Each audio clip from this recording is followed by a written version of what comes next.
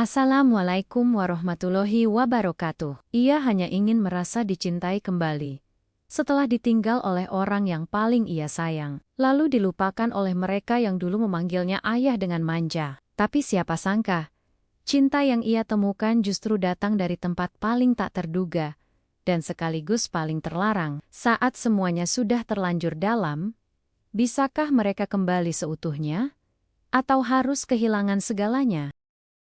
Dalam video kali ini kami akan menyuguhkan berbagai kisah cerita yang mungkin menarik untuk Anda simak. Semoga Anda dapat berimajinasi, berfantasi, dan terhibur di setiap cerita yang kami sajikan. Langit sore menguning sendu, saat Pak Prapto duduk seorang diri di kursi reot teras rumahnya. Daun-daun mangga berjatuhan tertiup angin lembut, seperti mengiringi lamunannya yang jauh ke masa lalu. Rumah ini dulu riuh dengan suara tawa anak-anaknya. Ada Yuli si sulung yang cerewet, tapi penyayang. Ada Rina, adiknya yang manja, dan selalu ingin digendong. Dan tentu saja Fadli, si bungsu yang sering menyembunyikan sendal sang ibu, hanya demi mendapatkan perhatian. Tapi kini semuanya sunyi. Istrinya telah tiada, Yuli dan Rina telah menikah. Dan sejak itu, seakan mereka ikut menghilang dari hidupnya. Sejak kepergian istrinya 3 tahun lalu akibat kanker ovarium stadium lanjut, hidup Pak Prapto berubah drastis. Dulu, ia adalah kepala keluarga yang kuat, pelindung, panutan. Tapi kini ia seperti pohon tua yang rapuh dimakan waktu. Yang lebih menyakitkan, bukan hanya karena kehilangan pasangan hidupnya, melainkan kehilangan kasih sayang dari 2 anak perempuan yang dulu begitu dekat dengannya. Yuli dan Rina yang dulu tak bisa tidur tanpa dielus rambutnya, kini bahkan jarang menghubungi. Sekalinya menelepon, hanya untuk hal-hal mendesak, atau soal warisan. Sudah berulang kali Pak Prapto mencoba mengunjungi mereka, tapi selalu saja ada alasan, sedang sibuk, anak sedang sakit, suami tak bisa ditinggal, dan sebagainya. Pernah ia nekat datang diam-diam, berharap bisa bertemu cucu. Tapi yang ia dapat hanyalah tatapan kaget bercampur canggung, seperti tamu tak diundang. "Pak, maaf ya, kami lagi nggak bisa lama-lama, mau ke acara kantor?" kata Rina sambil menggiringnya keluar secara halus. Ia pulang dengan dada sesak, membawa sepi dan kecewa sebagai oleh-oleh. Untunglah masih ada Fadli, anak bungsunya, yang tinggal bersamanya. Meski sibuk bekerja sebagai teknisi di bengkel kendaraan berat, Fadli selalu berusaha ada untuk ayahnya. Ia membelikan obat, menyempatkan sarapan bersama, dan bahkan sempat mengajaknya jalan-jalan ke kebun teh saat ulang tahun. "Ayah jangan pikirin yang udah pergi, masih ada Fadli di sini," ucapnya waktu itu, sambil menggenggam tangan Pak Prapto dengan erat. Kalimat itu sederhana, tapi cukup membuat mata tua Pak Prapto berkaca-kaca. Kebersamaan itu membuat Pak Prapto bertahan. Namun hidup kembali berubah ketika Fadli mengenalkan seorang gadis bernama Henny. Gadis yang sederhana, sopan, dan memiliki senyum yang menenangkan. Mereka baru 3 bulan mengenal, tapi Fadli terlihat begitu serius. Henny pun berkata tegas, ia ingin menjalin hubungan setelah menikah, bukan sebelumnya. "Tak mau ada dosa," katanya. Awalnya Pak Prapto heran, tapi kemudian ia melihat kesungguhan di mata keduanya. Ia tersenyum kecil, lalu berkata, "Kalau kamu yakin, Fadli, ayah ikut gimana maumu nak. Asal kamu bahagia, ayah pun bahagia." Pernikahan Fadli dan Henny berlangsung sederhana namun penuh makna. Hanya dihadiri keluarga dekat dan beberapa tetangga yang mengenal baik Pak Prapto. Tak ada pesta besar, tak ada gaun mewah, tapi senyum di wajah Fadli dan sorot mata tenang Henny sudah cukup menunjukkan bahwa cinta mereka tulus. Pak Prapto hanya duduk di pojok ruangan, mengenakan batik tua peninggalan istrinya, menahan haru. Ketika Henny mencium tangannya dengan lembut usai ijab kabul, ada sesuatu yang menggetarkan dadanya. Bukan hanya lega karena anaknya telah menikah, tapi juga perasaan asing yang tak ia mengerti saat memandang menantu barunya. Sejak resmi tinggal di rumah, Henny langsung menunjukkan kepiawaiannya mengurus rumah tangga. Ia bangun paling pagi, memasak sarapan lengkap, mencuci pakaian, dan menyapu halaman, bahkan sebelum ayam jago Pak Prapto sempat berkokok. Tak hanya itu, ia juga rajin membersihkan kamar Pak Prapto, tanpa disuruh. "Pak, Bapak sukanya teh manis atau pahit?" tanyanya suatu pagi, sambil membawakan secangkir teh hangat ke meja teras. Pak Prapto hanya mengangguk kaku. Ia belum terbiasa dengan kehadiran perempuan lain selain almarhum istrinya di rumah itu. Namun, Heni tak menyerah. Setiap hari ia tetap ramah dan hangat, melempar senyum, menyelipkan candaan, dan menaruh perhatian pada hal-hal kecil yang sering dilupakan. Ketika Pak Prapto batuk karena debu di gudang, Heni langsung datang membawa masker dan obat. Saat cuaca mendung, ia mengingatkan agar tidak terlalu lama di kebun. Bahkan ia mengganti gorden yang kusam dengan yang baru, memilih warna hijau kesukaan Pak Prapto. Sedikit demi sedikit, tembok dingin di hati Pak Prapto mulai retak. Suatu sore, saat mereka sedang menanam bibit cabai di halaman belakang, Heni tak sengaja menyiram celana Pak Prapto dengan selang air. Pak Prapto memelototinya, tapi Heni hanya tertawa dan berujar, "Maaf ya Pak, kayaknya ini tanda Bapak harus mandi sore." Untuk pertama kalinya, Pak Prapto terkekeh kecil. Tawa itu mengejutkan, bahkan dirinya sendiri. Sudah berapa lama ia tak tertawa lepas seperti itu? Mungkin sejak istrinya meninggal? Atau mungkin sejak Yuli dan Rina berhenti menyapanya? Hari-hari selanjutnya menjadi lebih hangat. Pak Prapto mulai menikmati obrolan ringan bersama Heni, dari resep sambal favorit, cara menanam tomat, sampai kenangan masa mudanya dulu saat mendekati sang istri dengan cara konyol. Heni mendengarkan semuanya dengan seksama, tertawa di saat yang tepat, dan sesekali menimpali dengan cerita masa kecilnya, yang juga penuh kehilangan. "Ayah saya meninggal waktu saya kelas 3 SMP, Pak. Rasanya kayak dunia ikut hilang," kata Heni dengan suara pelan. Pak Prapto hanya mengangguk, tapi dalam diam hatinya mulai mengikat, bukan hanya sebagai menantu, tapi seperti anak yang selama ini ia rindukan. Kedekatan antara Pak Prapto dan Heni tak hanya tumbuh karena interaksi sehari-hari, tapi juga karena mereka saling mengisi kekosongan yang tak bisa dijelaskan dengan logika. Pak Prapto yang merasa diabaikan oleh anak-anak kandungnya, mendapati sosok Heni yang begitu perhatian dan penuh kasih. Heni pun merasakan kembali kehadiran figur ayah yang selama ini hilang dalam hidupnya. Di saat Fadli bekerja, seringkali mereka duduk berdua di dapur, mengupas bawang, sambil berbagi cerita. Tak ada kecanggungan lagi. Justru ada kenyamanan yang tak mereka dapatkan dari orang lain. Satu malam saat Fadli harus lembur, Pak Prapto dan Heni menonton acara komedi di ruang tengah. Suasananya tampak begitu cair. Tawa lepas, mereka saling bersahutan. Di sela iklan entah bagaimana, Pak Prapto melempar candaan iseng. "Gimana malam pertama sama Fadli? Kuat berapa lama?" katanya sambil terkekeh. Heni sempat terdiam, kaget, tapi cepat menguasai diri. Ia pun tersenyum tipis, lalu menjawab dengan nada menggoda. "Heninya yang payah, Pak.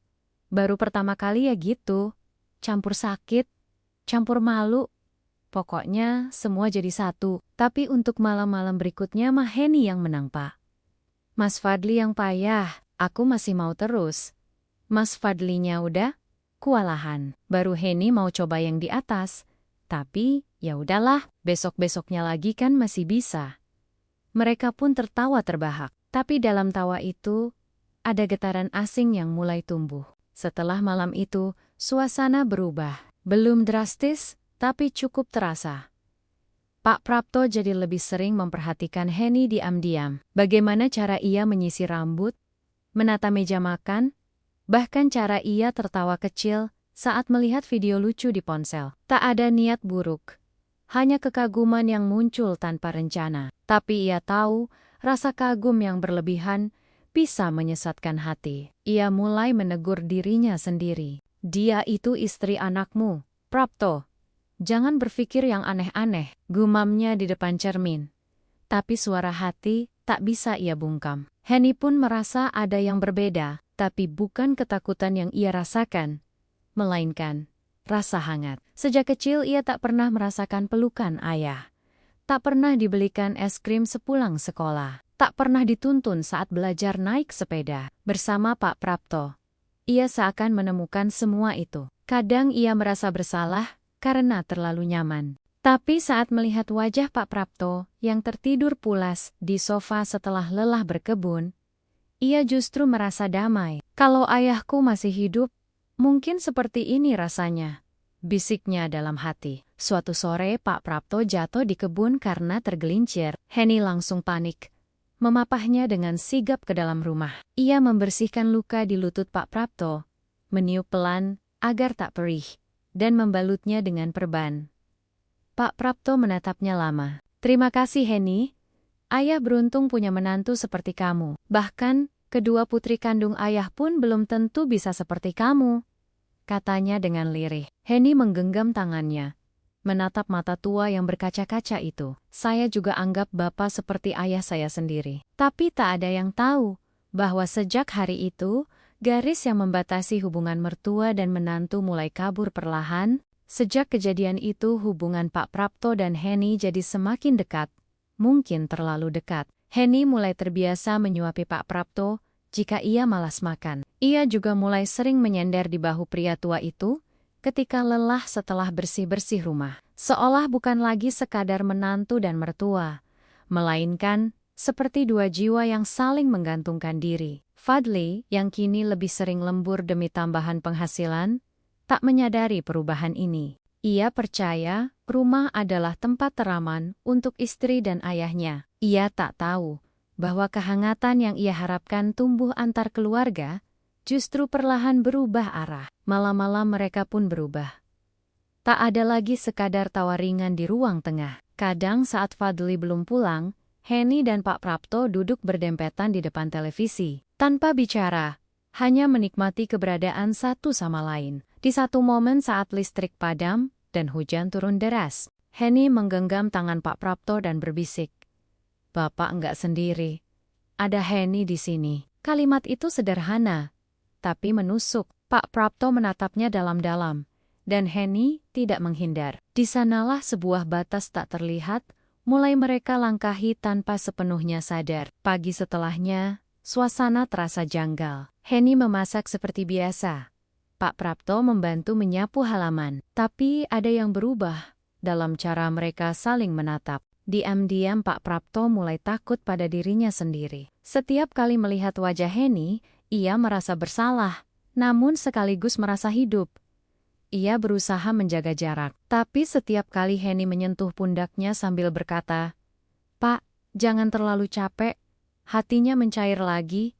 Ia tahu ini salah. Tapi kesepian yang ia derita selama bertahun-tahun seolah menemukan pelipur. Dan itu datang bukan dari anaknya sendiri, melainkan dari menantunya. Di sisi lain, Henny mulai menyadari bahwa perasaan yang ia bangun terhadap Pak Prapto bukan sekadar rasa hormat atau kasih sayang seorang anak. Ada detak jantung yang berbeda saat mendengar suaranya. Ada rindu yang datang ketika Pak Prapto pergi terlalu lama ke kebun. Ia menangis diam-diam di kamar mandi, membenci dirinya sendiri karena merindukan lelaki yang semestinya ia panggil ayah. Tapi ia juga tak sanggup memungkiri bahwa dalam sosok Pak Prapto, ia menemukan cinta yang dewasa, hangat, dan penuh perlindungan. Sesuatu yang belum pernah benar-benar ia rasakan. Bahkan mungkin dari Fadli. Fadli di rumah tetap menjalani hari-harinya.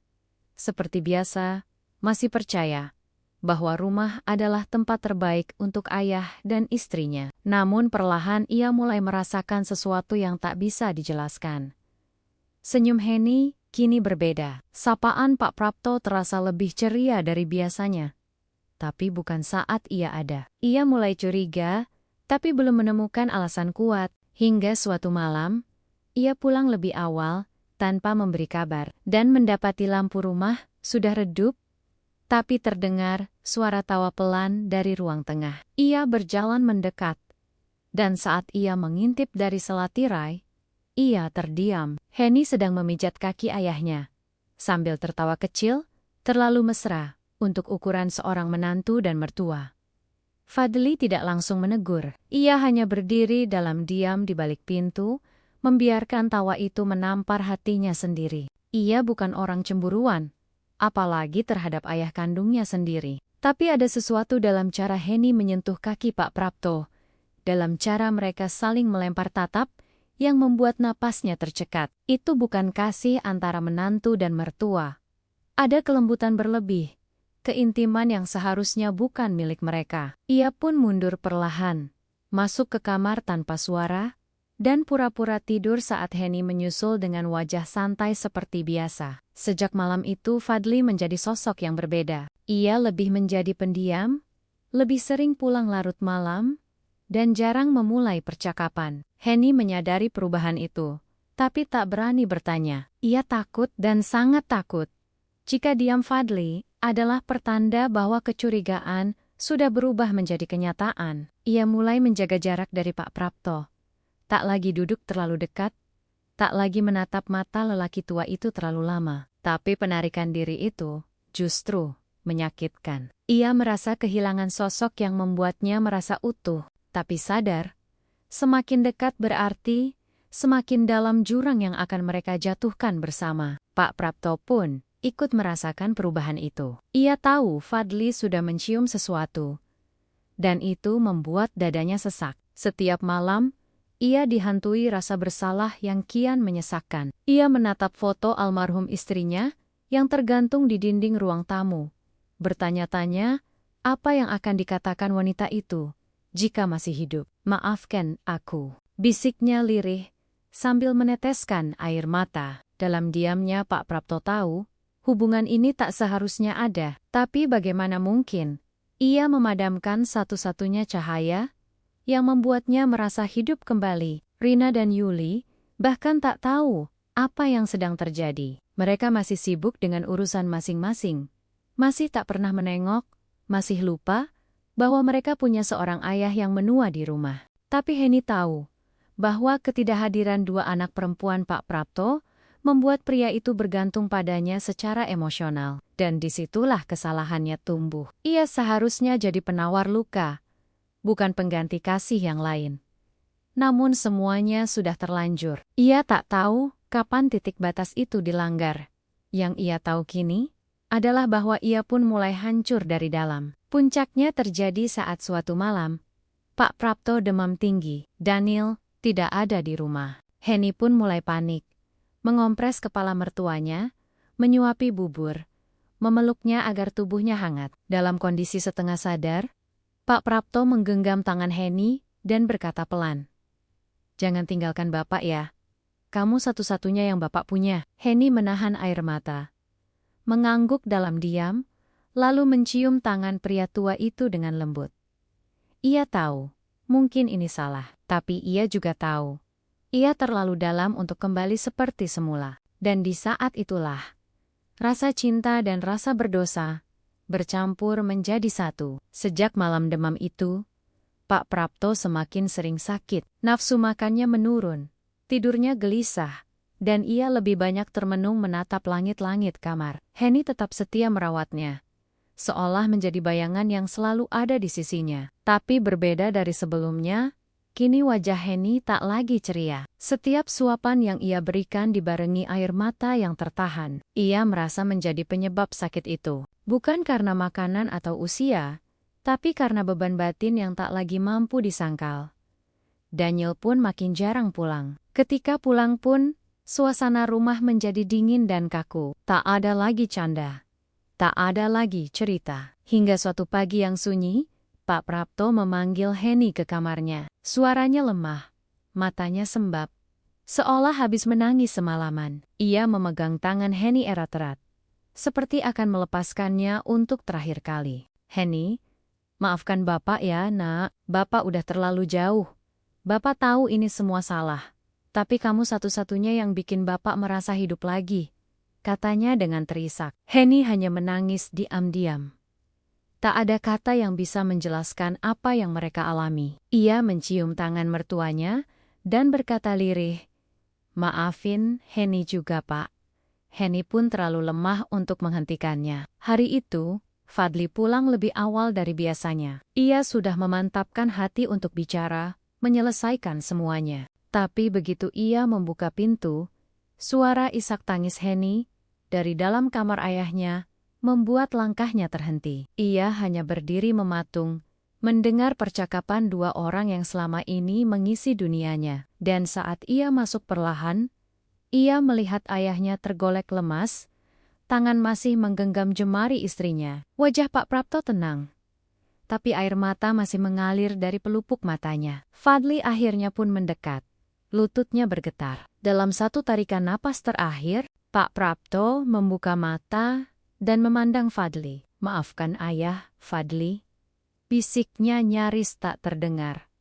Lalu napasnya terhenti. Kematian Pak Prapto meninggalkan duka mendalam. Bukan hanya karena kehilangan sosok ayah, tapi karena luka yang belum sempat sembuh. Dan rahasia yang meninggalkan jejak pahit di hati semua orang.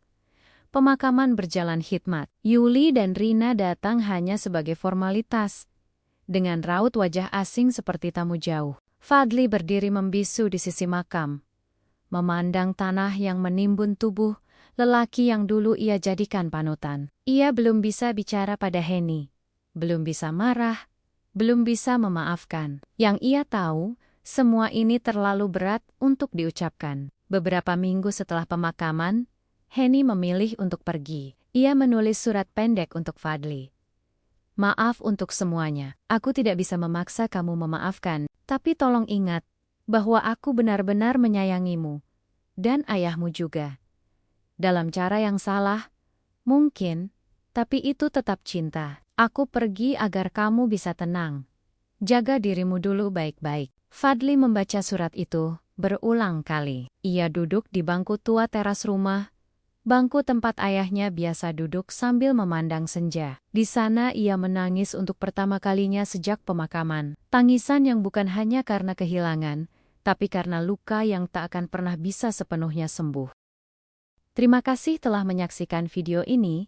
Jangan lupa untuk like, komen dan subscribe. Sampai jumpa di video selanjutnya. Wassalamualaikum warahmatullahi wabarakatuh.